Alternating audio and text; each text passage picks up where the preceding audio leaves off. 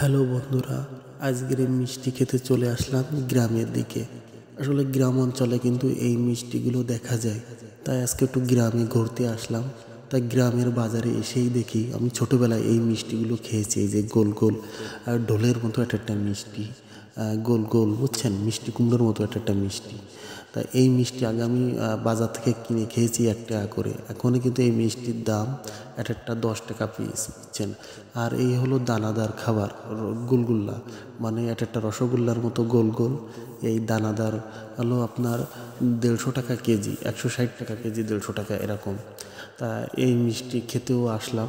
আর এই হলো লাল সন্দেশ, লাল দানাদার সন্দেশ, বুঝছেন। এই হলো 200 টাকা কেজি। এও আসলে এক পিস খেলাম আমি, আপনার 20 টাকা নিল। খুবই ভালো লাগলো খেতে। আপনারা যদি কেউ খেতে চান তাহলে চলে আসবেন নড়াইলে। নড়াইলে কিন্তু এসব খাবারগুলো বেশি পাওয়া যায়।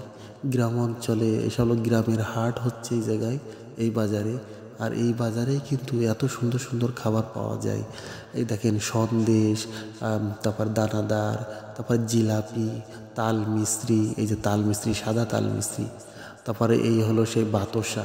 ছোটোবেলায় অনেক খেয়েছি এই বাতাসা, বুঝছেন। মুড়ি দিয়ে অনেক খেয়েছি বাতাসা। আপনারা কেউ কি খেয়েছেন? যদি খেয়ে থাকেন অবশ্যই একটু কমেন্টে জানাবেন প্লিজ, যে কে কে ছোটোবেলায় সন্দেশ খেয়েছেন, ঠিক আছে। তারপরে আমি চলবো মাছের বাজারে।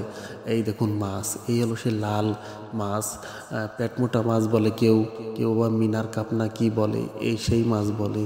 তবে আমি এই মাছকে পেটমোটা মাছ হিসাবে জানি, লাল মাছ, ঠিক আছে।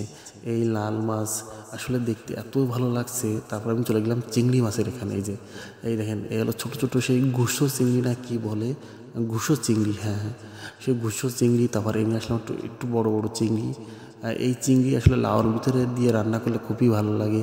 আর এই চিংড়ি মাছ যদি আপনি বড়া বানান তাহলে কিন্তু অনেক স্বাদ এই চিংড়ি মাছে, বুঝছেন। এবং যে বড়াগুলো খেতে অনেক মজা। আর এই হলো নদীর পাঙ্গাস মাছ। দেখেন বন্ধুরা, এই পাঙ্গাসটার ওজন মিনিমাম 6 কেজি ওজন। নদীর পাঙ্গাস মাছ, বিশাল বড় পাঙ্গাস মাছ। আসলে মোবাইলে ছোট দেখা যাচ্ছে, কিন্তু আসলে আপনারা নিজের চোখে দেখতে দেখতেন কত বড় মাছ। এখন চলে আসলাম আমি হাঁড়ি পাতিলের দোকানে।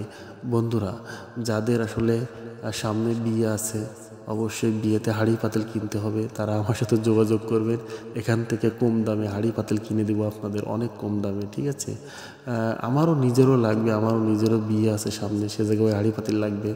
আর তারপরে চলে আসলাম বন্ধুরা সে লেবু গাছের ভিডিও করতে। আর লেবু গাছে দেখেন কত লেবু ধরেছে এই গাছে, বুঝছেন। তা আসলে এই লেবু খেতে যে এত মজা তা আপনাদের বলে বোঝাতে পারবো না। যারা দেশি লেবু খেয়েছেন তারাই জানেন লেবু খেতে কত মজা। তা বন্ধুরা, আমি ভিডিওর একদম শেষ